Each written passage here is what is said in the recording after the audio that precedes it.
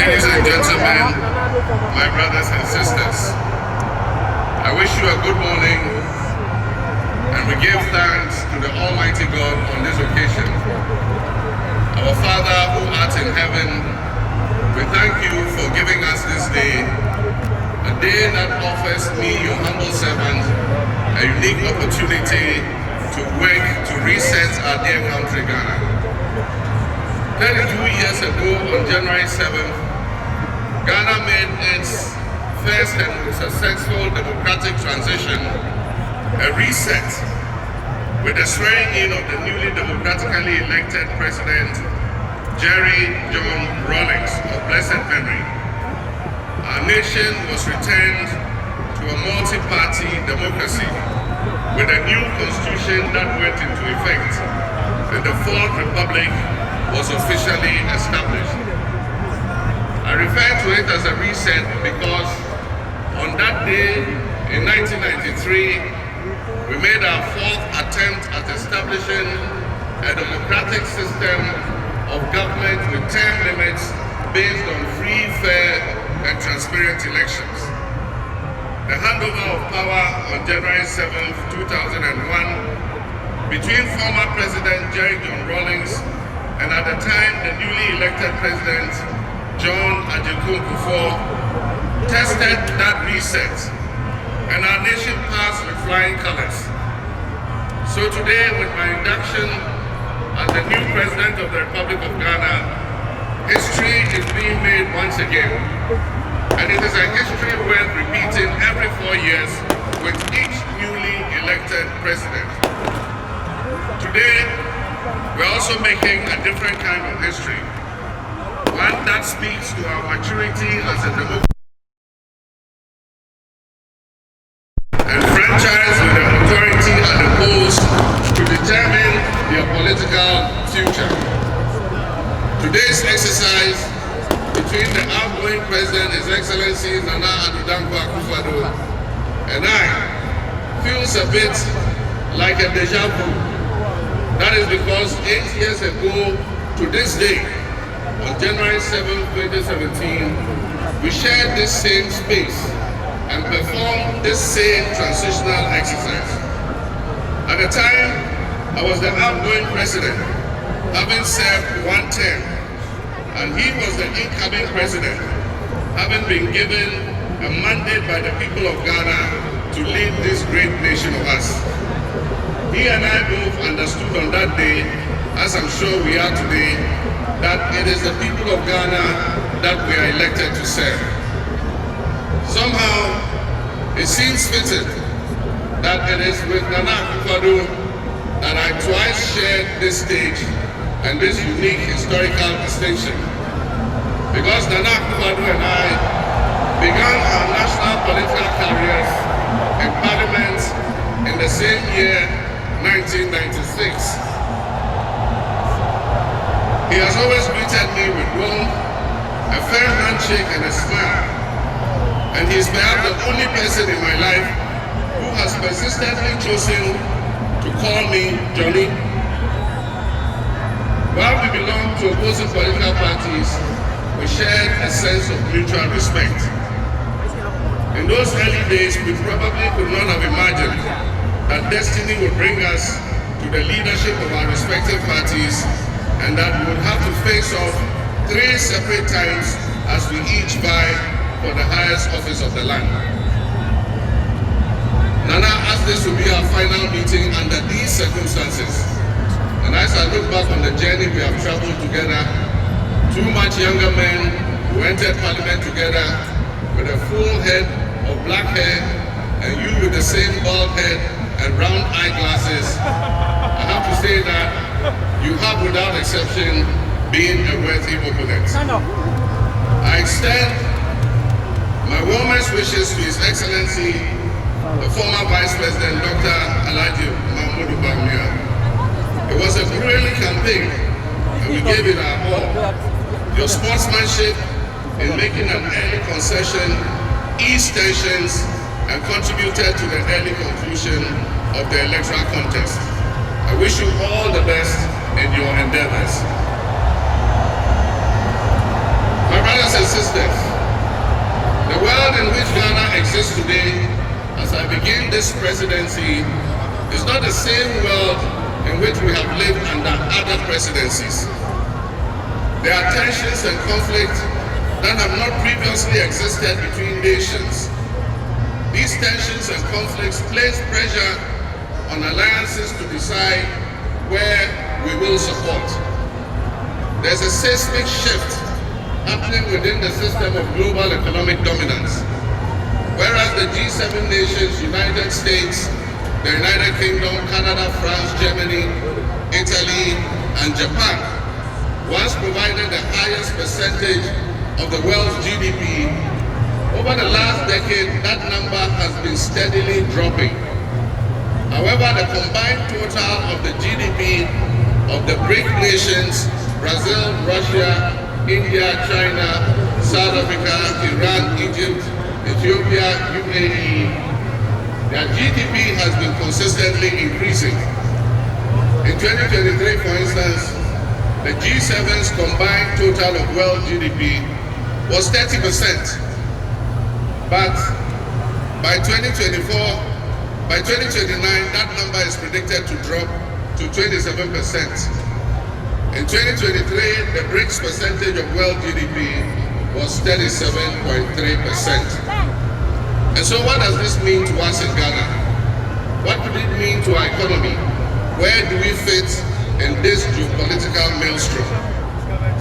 Technology such as artificial intelligence has taken us to new heights, opening up the potential for national, financial, and personal security issues that we are not yet able to imagine. One example is the use of misinformation and algorithm manipulations on social media platforms to sway a particular group's sentiments towards or away from something. Now more than ever before, we need to strengthen our ties with our neighbors to ensure that we're working together to keep our sub-region safe. We stand in solidarity and work in alliance with all our neighbors in the sub-region. Recognizing the history of our borders, we also acknowledge that on the other side of our country's borders are our family members. They may be Ivorians, they may be Togolese, they may be Burkinabes, they may be Nigerians or Malians, but they are also Akans, they are Kasinas, they are Guans, they are Ewes, they are Nzemes, they are Houses, they are Moshis and Gurmes, because we are all part of one another, one big family. With the increase of the climate crisis, and as the waters grow warmer, melting the Arctic ice and permafrost, there's a greater likelihood for viruses that have been frozen and thought to be extinct for decades, perhaps even centuries, to begin to spread and create another global pandemic. The changing climate conditions, increased population density in urban areas, and mass international travel are enabling existing viruses to spread and mutate at a faster and faster rate than they did before. This is a serious challenge. Let us not forget the toll that the past epidemics of viruses like Ebola, COVID, and Mpox have taken on the families and communities and medical infrastructure in several of our neighboring countries and in the sub-region. Let us also not forget how swiftly and completely the COVID pandemic brought the entire world to a screeching halt. My government will be working diligently to strengthen our public health systems while monitoring the global health situation so that when, and not if, but when the next pandemic or epidemic occurs, the loss of lives in Ghana will be minimal. The larger world exists around us and to some extent within us. While we cannot and should never use it as an excuse to stray from the direct and immediate needs of Ghana for the well-being of our citizens, we must also bear in mind that the affairs of the world, if we care to shape, lessen, avoid, or even at the other end of things, maximize the effect they have on us. My brothers and sisters, Barely a month ago, we held historic elections that have caused dramatic shifts in our political landscape. I feel greatly honored that you, my compatriots, considered me worthy of receiving such an unprecedented and overwhelming mandate to steer the affairs of our beloved nation at this critical time in our history.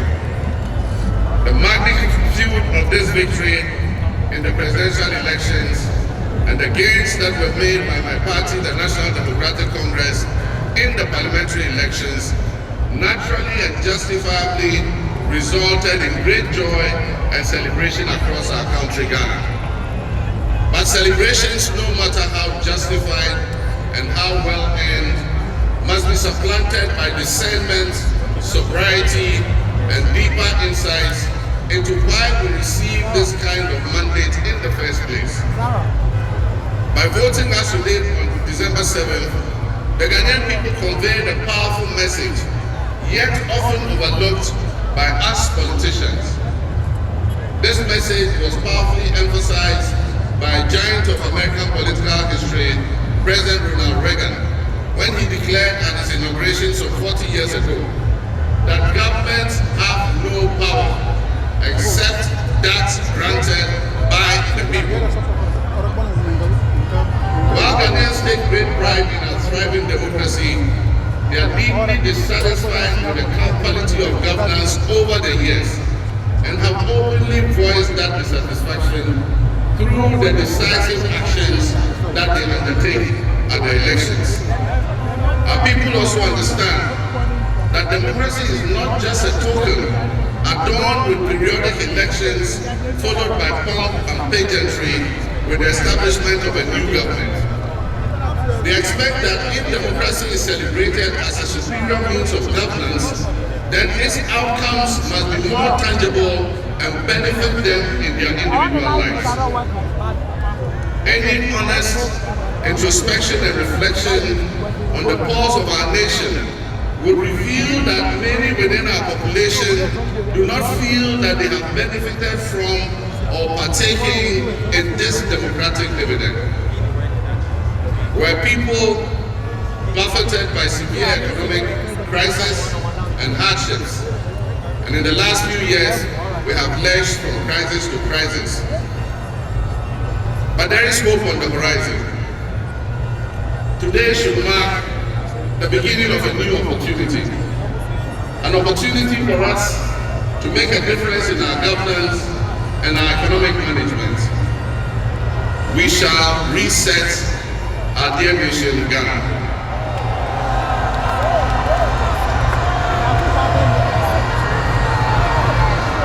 To the millions of my fellow countrymen and women who joined long queues and waited in the sun for their turn to vote for me, you have my sincerest thanks for honoring me. My firm, immutable assurance is that your vote will matter in the work that I'll do to make a difference in the destiny of this dear nation of ours. Your courage to bring change will not go in vain. Our nation was born with much promise. That promise would seem hazy and in doubt now because of all that has happened in the past. But I urge you, my fellow countrymen, not to be sucked into a state of perpetual pessimism. For some time, our country has urgently needed leadership with an unwavering desire to get things done. I with all humility assent that I intend to be that leader with your cooperation and your help. As your next leader, I shall strive to exercise sound judgment and be able to make the right calls at the right time. I will have the humility and presence of mind to take responsibility for any challenges and be willing to act firmly and timelessly to resolve the challenges that we face as a nation. Since the elections, I have read and heard the word hope used many times in relation to my presidency and what they should offer the citizens of Ghana.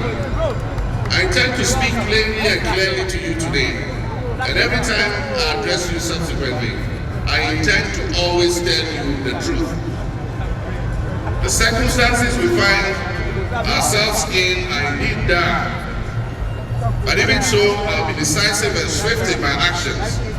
We'll focus our initial efforts on 4 critical areas. The first is economic restoration and stabilization of the macroeconomic environment. The second is the improvement of the business and investment environment to ensure that Ghana is once again open for business. The third is governance and constitutional reforms. And the final, but not the least, is accountability and the fight against corruption.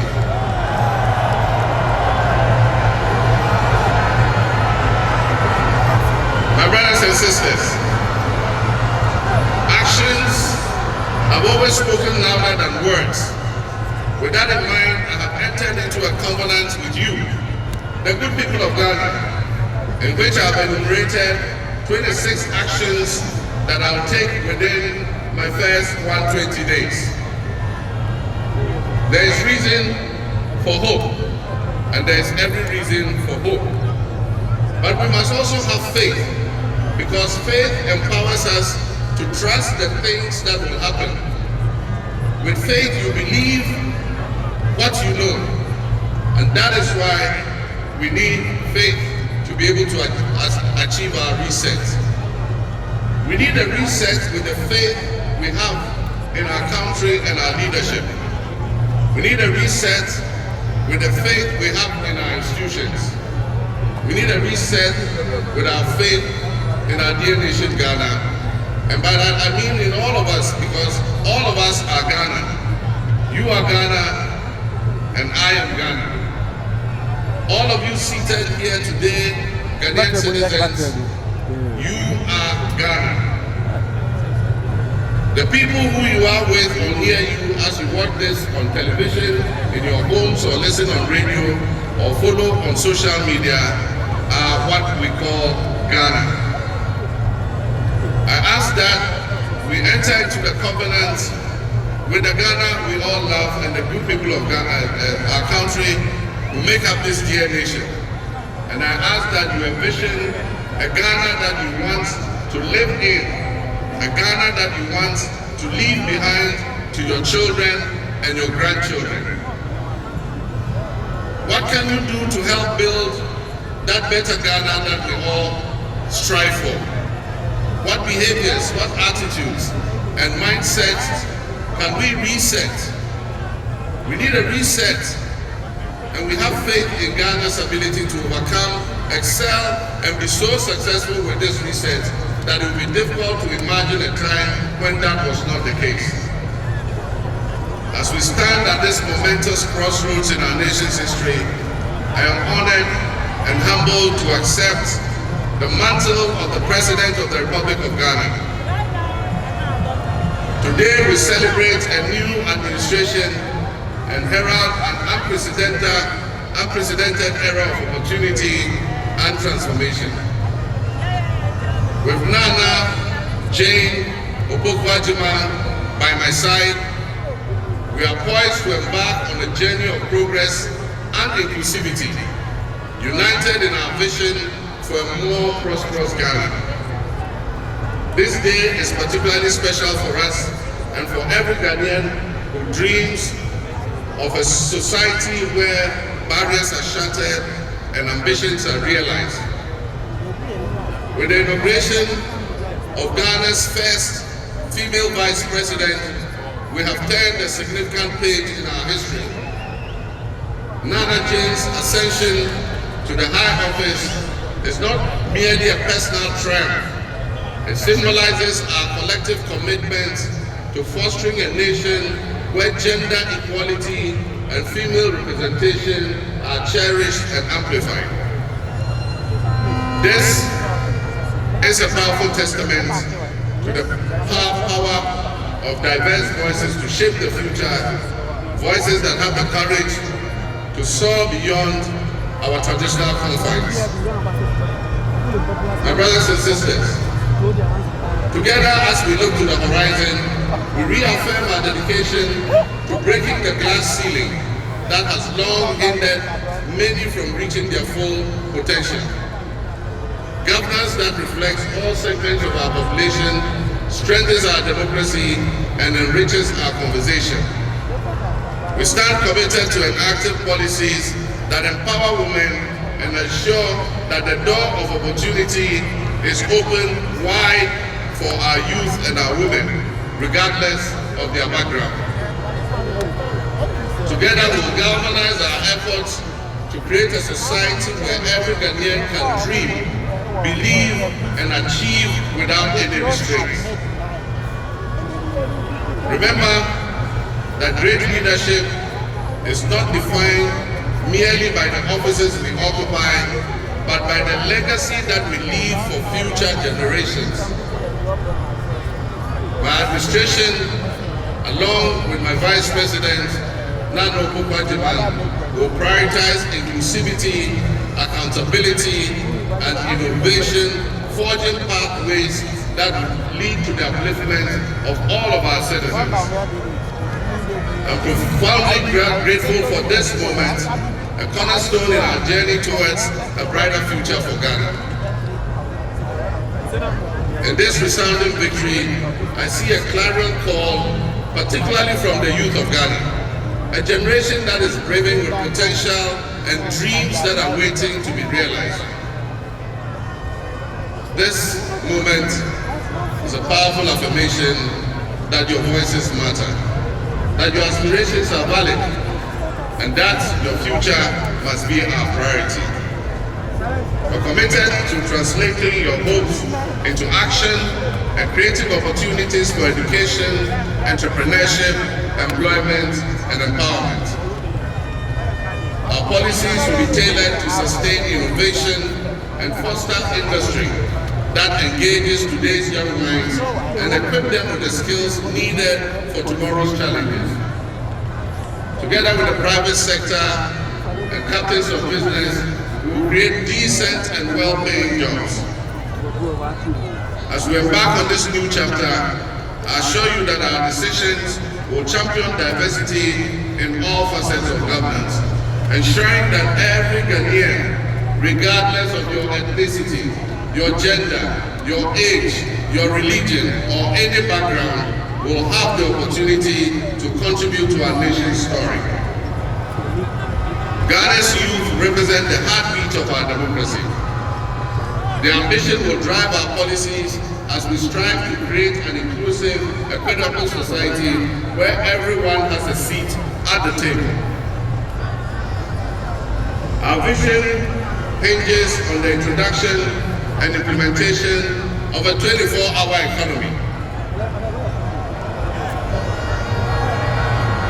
We envisage an innovative and vibrant 24-hour Ghanaian economy, which will also be anchored in agriculture and agribusiness.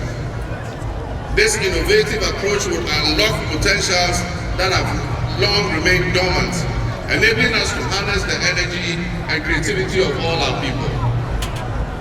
Just imagine a Ghana where our markets are alive and bustling at all hours of the day, with responsive public services accessible at all times, such that businesses can operate flexibly to meet the diverse demands that they are subjected to. And young people, including entrepreneurs, can find opportunities regardless of traditional institutions. The 24-hour economy model will also bolster job creation for the young people, stimulate local industry, and attract foreign investments, and allow us to build resilient communities and a sustainable future. This vision extends beyond mere economic transactions. It symbolizes empowerment, the empowerment of every Ghanaian, to contribute to our national progress. My fellow citizens, this vision will allow us to embrace diversity, to cater to varied lifestyles and preferences, and foster a culture of inclusion, ensure that every citizen can enjoy the fruits of his hard work. To the business leaders and entrepreneurs, I invite you to support this new model and join me in shaping a business environment where creativity thrives and where the fruits of your investment contribute to the collective welfare of our nation. Your role in driving our economy forward cannot be overstated. Your innovation and dedication will be a backbone of our success story. And I pledge to you that we would look at the tax regime and rationalize them so that they are more transparent and fair. Members of the business community, I assure you, Ghana is open for business again. Let me thank you, Your Excellencies, my fellow presidents, for leaving what is a busy schedule behind and coming to join us at this ceremony. Your presence brings honor to this inaugural ceremony, and I want to extend my heartfelt thanks to all of you and to our sister counties who have traveled from near and far to be with us today. Your presence is a testament to the strong bonds of friendship and cooperation that exist between our nations. And I promise you I will work to foster the partnerships that transcends our borders, and I'll work collectively with you towards regional stability, economic growth, and mutual respect between our nations. To my friends from across Africa and the world, I thank you and welcome you to Ghana. And in our local parlance, I say Akwaba to all of you. To my family and fellow citizens, my wife Lodina, I thank you for your unwavering support and commitment to our shared vision. This journey is not mine alone, it belongs to all of us. It belongs to each of you. Let today be the dawn of a new era of hope, an era of job creation, an era of accountability, an era of institutional strengthening and resilience, and an era of unparalleled potential for all Ghanaians. We will write the next chapter in Ghana's story, and it will be one of promise, transparency, and transformative progress. My fellow citizens, this is a patriotic call to action for all of us, to participate in building a nation that lives up to its promise, where hope thrives and dreams become a reality. Together, let us cultivate a brighter future for our beloved Ghana, where unity, progress, and equality are not just ideals we aspire to, but are the very fabric of our nation. In closing, I invite you to partner with us on this journey. Together, we can create a brighter future for our beloved Ghana, where unity, progress, and equality are not simply goals we are aiming for, but are the cornerstone of our society. Let's work hand in hand to foster these values and strengthen our nation for everyone. My fellow citizens, my invited guests, I thank you very much. May God bless our homeland Ghana and make our nation great and strong. I thank you.